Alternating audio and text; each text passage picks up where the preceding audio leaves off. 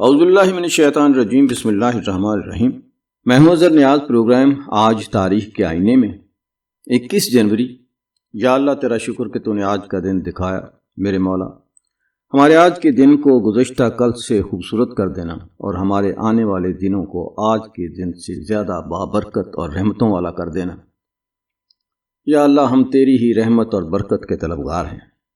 21 جنوری کو جو اہم واقعات ہوئے ان پر ایک نظر ڈالتے ہیں۔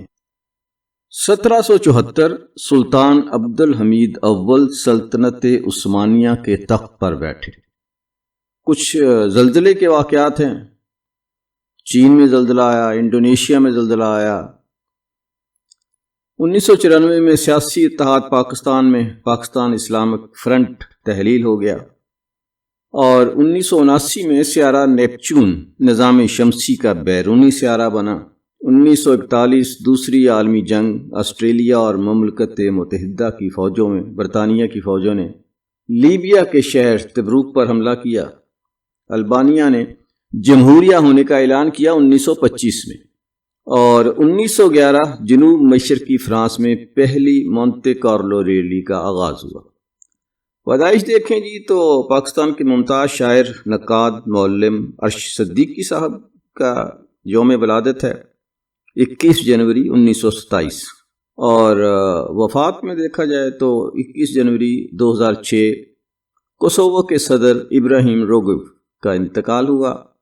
1924 انقلابی روس کے رہنما ولادیمیر لینن انتقال کر گئے۔ اب چلتے ہیں جی اپنے AI دوستوں کے پاس، اور وہ کچھ بین الاقوامی واقعات اور افراد کے بارے میں گفتگو کرتے ہیں۔ تو پروگرام سنتے ہیں آج تاریخ کے آئینے میں۔ 21 جنوری ہمارے سامنے دو آئینے ہیں، اردو اور انگریزی ویکیپیڈیا، اور دونوں حیران انگیز طور پر بالکل الگ تصویریں دکھاتے ہیں، ہے نا؟ بالکل، اور ہمارا مقصد صرف واقعات گننا نہیں ہے، بلکہ ان کے بیچ کے یعنی جو چھپے ہوئے رابطے ہیں انہیں تلاش کرنا ہے۔ ہاں۔ اب سوچیں ذرا، ایک ہی تاریخ پر کیا کچھ ہو سکتا ہے۔ 1793 میں پیرس کے ایک چوک پر فرانس کے بادشاہ لوئی شہزادم کا سر گلوٹین سے قلم کیا جا رہا تھا، اور ٹھیک 118 سال بعد 1911 میں لوگ انتہائی شان و شوکت سے دنیا کی پہلی مونٹے کارلو کار ریلی کا آغاز کر رہے تھے۔ اور یہ صرف دو مختلف واقعات نہیں ہیں، یہ دو بالکل مختلف فلسفوں کی پیدائش ہیں۔ ایک طرف عوام کی وہ طاقت ہے جو صدیوں پرانی بادشاہت کو ختم کر رہی ہے، جی، اور دوسری طرف صنعتی انقلاب کی وہ طاقت جو دولت، سٹیٹس اور تفریح کی نئی علامتیں بنا رہی ہے۔ واہ! یعنی ایک ہی دن پرانی دنیا کا خاتمہ اور نئی دنیا کی خواہشات کا آغاز۔ یہ تضادی اس دن کو غیر معمولی بناتا ہے۔ 1793 میں فرانسیسی قومی کنونشن کا وہ فیصلہ جس کے تحت بادشاہ لوئی شازدہم کو غداری کا مجرم قرار دے کر سزائے موت دی گئی، جی، یہ صرف ایک بادشاہ کی موت نہیں تھی، یہ ایک پورے تصور کی موت تھی۔ یہ جو خدائی حق بادشاہت کا نظریہ تھا نا، اس کے تابوت میں آخری کیل تھی۔ صحیح، یہ ایک ایسا زلزلہ تھا جس کی لہروں نے پورے یورپ کو ہلا کر رکھ دیا۔ ہاں، اور دلچسپ بات یہ ہے کہ اگر ہم وقت میں 1331 سال آگے بڑھیں تو اسی تاریخ 21 جنوری 1924 کو ایک اور بڑی شخصیت کی موت ہوئی، ولادیمیر لینن، انقلاب روس کے بانی۔ بالکل، لوئی کی موت نے ایک پرانے نظام کا خاتمہ کیا، جبکہ لینن کی موت نے ایک نئے انقلابی نظام کے مستقبل پر سوالیہ نشان لگا دیا۔ ان کی موت نے سوویت یونین میں طاقت کا ایک ایسا خلا پیدا کیا جسے بعد میں جوزف اسٹالن نے پر کیا، اور تاریخ کا رخ ایک بالکل مختلف اور شاید زیادہ شفاف سمت میں موڑ دیا۔ جی، یعنی ایک بادشاہ کی موت جمہوریت کے پرتشدد دور کا آغاز بنتی ہے، اور ایک انقلابی کی موت آمیریت کی ایک نئی قسم کی راہ ہموار کرتی ہے۔ اور یہ تبدیلی کی لہر صرف بڑے ممالک تک محدود نہیں تھی۔ اچھا؟ ہمارے ذرائع بتاتے ہیں کہ ٹھیک ایک سال بعد 1925 میں البانیہ نے خود کو ایک جمہوریہ قرار دے دیا۔ یہ شاید عالمی سطح پر اتنی بڑی خبر نہ ہو، لیکن یہ اس عالمی رجحان کا حصہ تھی جہاں سلطنتیں ٹوٹ رہی تھیں اور نئی قومی ریاستیں جنم لے رہی تھیں۔ بالکل، یہ 20ویں صدی کے اوائل کا سب سے بڑا سچ تھا۔ پہلی جنگ عظیم نے پرانی سلطنتوں کی بنیادیں ہلا دی تھیں، اور اب ہر کوئی اپنی شناخت اور اپنا نظام تلاش کر رہا تھا۔ اور سلطنت عثمانیہ जिसका जिक्र हमारे ज़राए में है, वो इसी तब्दीली की एक और मिसाल है। जी, 21 जनवरी 1774 को सुल्तान अब्दुल हमीद अव्वल तख्त पर बैठे। वो एक ऐसी सल्तनत के हुक्मरान बने जो कभी दुनिया पर राज करती थी, लेकिन अब अपने वजूद की जंग लड़ रही थी। सही कहा। और जहां सल्तनतें अपने वजूद की जंग लड़ती हैं, वहां तनाज़ात भी जन्म लेते हैं। 20वीं सदी में तो ये तनाज़ात आलमी जंगों की शक्ल इख्तियार कर गए। जी, जैसे 21 जनवरी 1941 दूसरी जंग अजीम के दौरान ऑस्ट्रेलियावी और बरतानवी अफवाज ने शिमाली अफ्रीका में लिबिया के शहर तुब्रुक पर हमला किया। ये सिर्फ एक फौजी कार्रवाई नहीं थी, ये शिमाली अफ्रीका में इत्तेहादियों के लिए एक बहुत बड़ी नफसियाती और स्ट्रेटेजिक जीत थी। बिल्कुल। और फिर 27 साल बाद 1968 में उसी तारीख को वियतनाम जंग की सबसे मशहूर और वहशियाना लड़ाइयों में से एक शुरू हुई। के सान का मुहासरा। जी, खे सान का मुहासरा। ये 77 दिन तक जारी रहने वाला एक ऐसा खूनी मुहासरा था जिसने अमरीकी अवाम को ये सोचने पर मजबूर कर दिया कि क्या ये जंग जीती भी जा सकती है। तो खेसान सिर्फ एक फौजी अड्डे का नाम नहीं रहा, बल्कि ये वियतनाम में अमरीकी हिकमत अमली की नाकामी और जंग की बेमानवियत की अलामत बन गया। जी हाँ। आलमी जंगों के इस कैनवस पर हमारा उर्दू माखुज एक मकामी लेकिन अहम सियासी वाक़े की तरफ भी इशारा करता है। अच्छा, वो क्या है? 1994 में इसी दिन पाकिस्तान इस्लामिक फ्रंट, जो कि मजहबी सियासी जमातों का एक इत्तेहाद था, तहलील हो गया। अच्छा। ये जाहिर करता है कि तारीख सिर्फ मैदान जंग में नहीं लिखी जाती, बल्कि मुल्कों के अंदर सियासी जोड़ तोड़ और नजरियाती तब्दीलियों से भी तश्कील पाती है। ये बहुत अहम नुक्ता है। और कभी-कभी तारीख के सफ़ात पर ऐसे वाक़यात भी दर्ज होते हैं जो ज़मीन पर नहीं बल्कि लाखों मील दूर खला में रोनुमा होते हैं। दिलचस्प। 21 जनवरी 1979 को एक बहुत ही दिलचस्प फल्कियाती वाक़या पेश आया। सयारा नेपच्यून प्लूटो के अजीबो-गरीब मदार को उबूर करने की वजह से आर्जी तौर पर निज़ाम शमसी का सबसे बैरूनी सयारा बन गया। एक मिनट, क्या मतलब? यानी एक लम्हे के लिए हमारी साइंस की किताबों में लिखा निज़ाम शमसी का नक्शा ही बदल गया? जी, कुछ वक्त के लिए। ये तो कमाल है। ये हमें याद दिलाता है कि जिन कवानीन को हम मुस्तकिल समझते हैं, वो भी कायनाती पैमाने पर कितने मुतग़य्यर हैं। बिल्कुल। ये कायनात का एक लतीफ़ इशारा है कि सब कुछ हरकत में है, कुछ भी हमेशा के लिए तयशुदा नहीं। सही। अच्छा, इसी इंसानी दुनिया की तरफ वापस आते हैं, जहां तनाज़ात के साथ साथ इंसानी ईजादात और तफरीह का सफ़र भी जारी था। जैसा कि हमने शुरू में जिक्र किया, 1911 में पहली मोंटे कार्लो रैली का इनेकाद हुआ। जी। ये सिर्फ एक कार रेस नहीं थी, ये 20वीं सदी के आगाज़ में ऑटोमोबाइल के लिए एक जश्न था। टेक्नोलॉजी, एडवेंचर और अमीरी की नुमाइश। और ये हैरानकुन है कि इंसान की यही तकनीकी सलाहियत सिर्फ 43 साल बाद किस इंतहा पर पहुंच गई।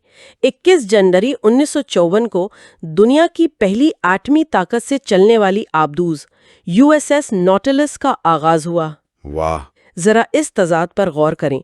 एक तरफ इंजन की ताकत जो तफरी और ग्लैमर के लिए इस्तेमाल हो रही है, और दूसरी तरफ एटम की ताकत, जिसे खामोशी से समंदर की गहराइयों में छुपी एक मोहलिक जंगी मशीन को चलाने के लिए इस्तेमाल किया जा रहा है। बिल्कुल।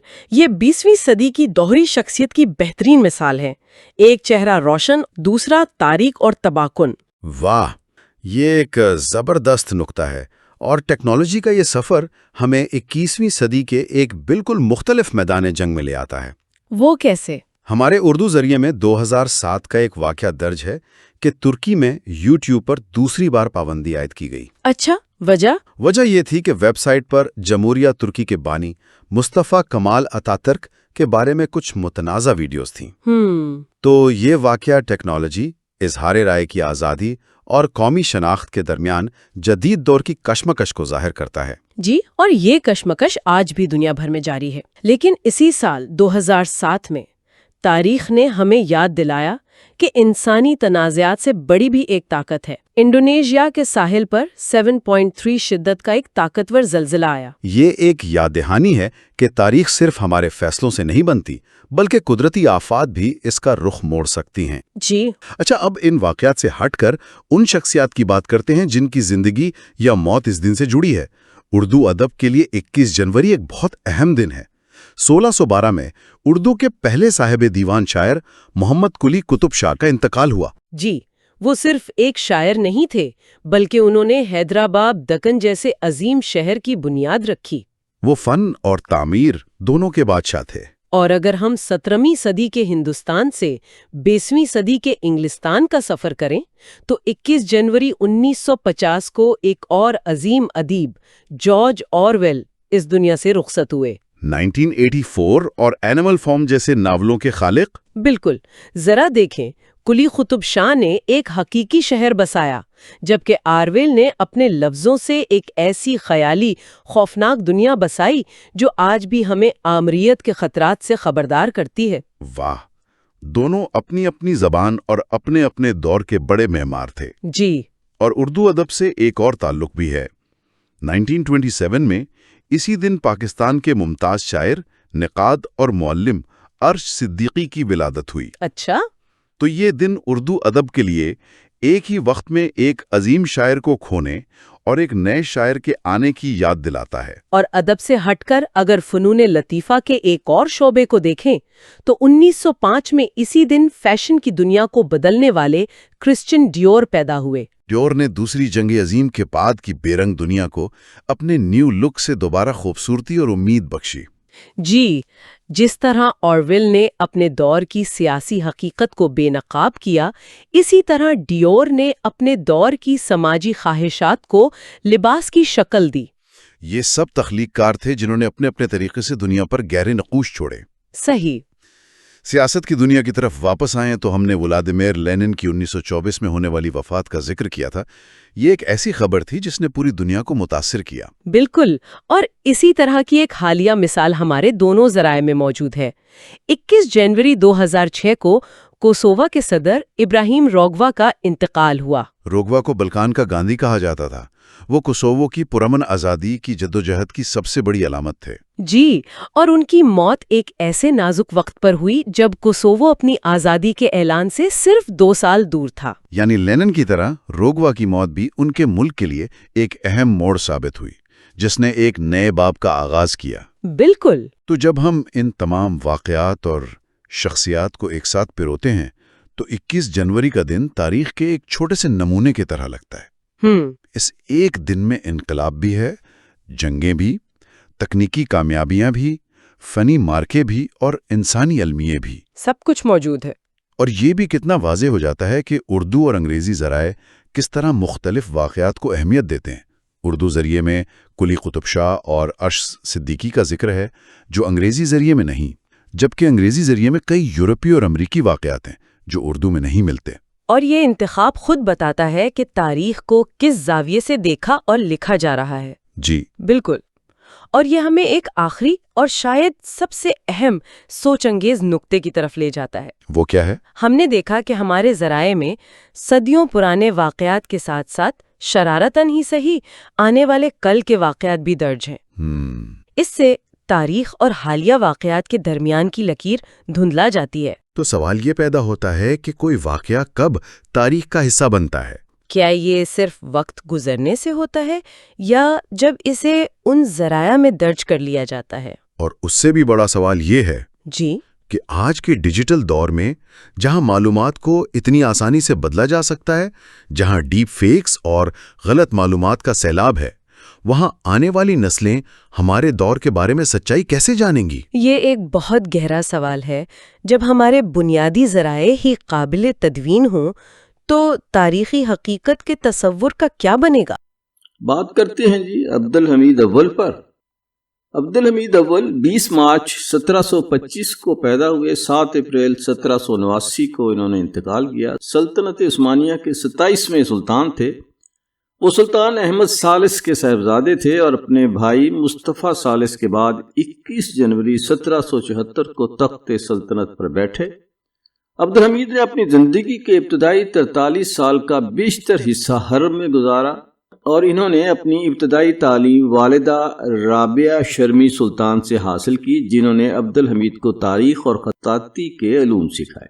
حرم کی مقید زندگی گزارنے کے باعث عبد الحمید ریاستی معاملات پر کوئی گہری نظر نہیں رکھتے تھے اور اس طرح مشیروں کے رحم و کرم پر رہ گئے۔ البتہ حرم کی تربیت نے انہیں بہت مذہبی اور امن پسند طبیعت دی اور ان کی حکومت کے آغاز کے اگلے ہی سال سلطنت عثمانیہ کو جنگ کولایا میں بہترین شکست کا سامنا کرنا پڑا، جس کے باعث اسے 1774 میں ذلت آمیز معاہدہ کوچک کناری پر دستخط کرنا پڑے، جو اس کے زوال کے آغاز کی واضح دلیل تھی۔ اپنی تمام تر ناکامیوں کے باوجود عبد الحمید اول کو سب سے رحم دل عثمانی سلطان تسلیم کیا جاتا ہے اور ان کی مذہبی طبیعت کے باعث لوگ انہیں ولی کہا کرتے تھے۔ صاف ظاہر ہے جی کہ اللہ کے ولی جو ہیں وہ اللہ کے تو نزدیک ہوتے ہیں، لیکن دنیا سے اور دنیا کے لوگوں سے دور ہو جاتے ہیں، اور یہیں سے پھر عثمانی سلطنت کا زوال شروع ہوا۔ جن کے زمانے میں عروج تھا وہ بھی ولی اللہ ہی تھے، وہ رات مسلح کی پیٹھ پر گزارتے تھے اور دن گھوڑے کی پیٹھ پر گزارتے تھے، اور اسی وجہ سے جو سلطنت عثمانیہ تھی اس نے آدھی دنیا سے زیادہ دنیا کو فتح کر لیا، اور وہاں کے لوگ یہ چاہتے تھے کہ وہ رہیں اور ہمارے جو لوکل افراد ہیں ان کی حکومت نہ رہے، لیکن اس کے باوجود آہستہ آہستہ جو ہے وہ سلطنت کو زوال آتا چلا گیا۔ اس کی بہت ساری وجوہات ہیں جن پر بات کی جا سکتی ہے، لیکن میں ایک ہی بات ہمیشہ کہا کرتا ہوں، اور وہ یہ ہے کہ ہم تلواروں سے لڑتے رہے اور لوگوں نے بارود ایجاد کر لیا، بندوق ایجاد کر لی، ایٹم بم ایجاد کر لیا، اور یہاں جو ہے سروائیول جو ہے وہ فٹسٹ کو ہے، جو طاقتور ہے جس کی لاٹھی ہے اسی کی بھینس ہے۔ حدیث بھی ایک موجود ہے کہ کمزور مومن سے طاقتور مومن بہتر ہے۔ صرف یہ نہیں ہے کہ آپ جو ہیں تقوی میں جو ہے وہ بڑے ہوئے ہیں، آپ جسمانی طور پر بھی جو ہے وہ طاقتور ہوں، اور اپنے جو ہے اسلحہ اور اس کی جو طاقت ہے اور جو دنیاوی طاقت ہے اس میں بھی مضبوط ہوں، جسمانی طور پر بھی، روحانی طور پر بھی، نفسیاتی طور پر بھی، اور اسلحے کے طور پر بھی آپ کے پاس دنیاوی طاقت بھی ہونی چاہیے۔ اس کے ساتھ ہی اذن نیاز کو اجازت دیجیے۔ اللہ تعالیٰ آپ کو آسانیاں عطا فرمائے اور آسانیاں تقسیم کرنے کی توفیق عطا فرمائے۔ زندگی رہی تو کل ملاقات ہوگی انشاءاللہ۔ اللہ حافظ۔